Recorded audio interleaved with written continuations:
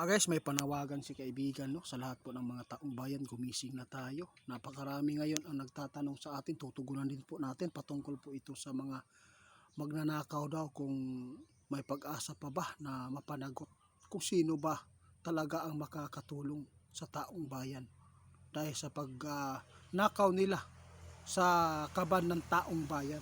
Mga idol, tandaan po natin, si kaibigan nagbabala na noon. Pakinggan po ninyo, sasabihin din po natin kung sino po ang mga team ng demonyo. Kung sino talaga ang totoo mga kawatan at sino po talaga ang sinasaniban at may mga gabay po na demonyo. Mapangalanan na po ng ating kaibigan. Ngayon, tutugunan po natin kung sino po ba talaga ang makakatulong. Yung senador ba ngayon na naghahabol ng katwiran para mapanagot ang mga kasamahan po nila. Pero ngunit sila po ang binabaliktad. Hindi po yan sila makakatulong sa atin mga idol. Kawawa, mas kawawa sila. Dahil sila po ang mapaparusahan pa kahit walang kasalanan. Walang iba ang makakatulong sa atin kundi pakinggan nyo. Kaibigan, yun po ang topic natin. May mga viewers tayo na nagpaabot kasi makapangyarihan daw kayo. May kaalaman kayo, di ba? Tapos gusto nilang itanong sino po ba talaga ang makakatulong para matapos-tapos na itong isyu. Dami ng mga kapwa Pilipino, away-away na, pati pa mga kamag-anak, away-away na dahil sa pagsuporta sa bawat isa. Gusto kong malaman at maipaabot sa kanila.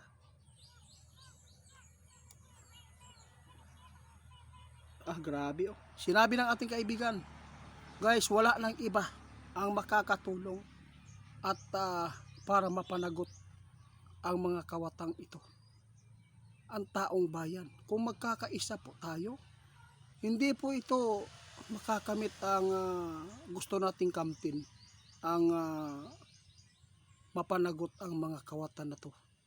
Kung kanya-kanya po ang suporta ninyo, kasi may mga sinusuportahan tayo na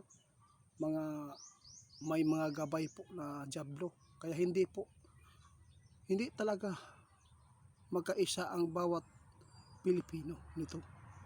Kung magkaisa lang sana, labo na kayo ng isa kabulan mga idol. Talagang mapanagot talaga itong mga tao to kapag nagkaisa ang taong bayan. Ngunit wala kasi pinaniniwalaan po nila ang lumalabas sa bibig ng mga senador o yung mga namiminuno dito sa atin. Kasi lahat po ng lumalabas sa kanila, ipinapaabot sa social media, mabuti pero hindi nila alam ang isipan at utak, yung damdamin nila. Kay Satanas pala yun. Tama ka. Isa na po dito yung mga team nila Erwin Tulfo, sila mga idol hindi mapagkatiwalaan, walang konsensya yan. Alam po nila, gusto nilang tigukin na lang po yung mga 1.7 trillion. Kung ibibigay yan sa mga tao, na mga mahihirap, makaahon siguro yun Kaya, kung nangarap ka man, mapanagot po ang mga kawatan, kung isa ka sa sumusuporta sa kanila, wala. Para kang sinuntok sa likod. Yun po ang totoo. Tandaan natin, mga idol, itong babala ng ating kaibigan ngayon na nakikita. Nakaabang na daw ang malaking kaguluhan, mga idol.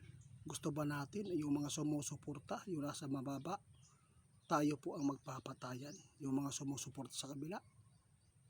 Kung hindi tayo magkaisa mga idol, huwag mo na lang pangarapin na mapanagot po ang totoong kawatan.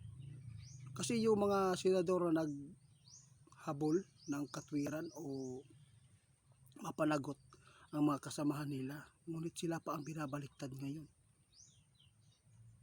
Yung mga tao na gusto pong tapusin na ang isyu ng nakawan, sila po ang mga totoong mga may gabay ni Satanas. Kung isa ka doon sa sumusuporta sa kanila, wala. Good luck. Basta ito lang po ang sabihin natin sa kanila, kaibigan. Huwag tayo magpadala. Dahil kapag nagpadala tayo sa gulong ito, Si Satanas pa rin ang mananalo. Babala ng ating kaibigan ha, may nakita si kaibigan. Matagal na to, balikan lang natin. Darating pa rin ang panahon na madugo at malagim ang sasapitin sa kaguluhan sa Pilipinas. Dahil ang kapwa Pilipino natin ngayon, unti-unti na, grabe ilang pinatay na ba. Hinulaan po ng ating kaibigan sa 2026, magpapatayad ng tao. Salamat po kaibigan. Kaya, ito lang po ang masabi ko sa inyo mga ito. Maraming salamat sa inyo. Hanggang dito na lang. At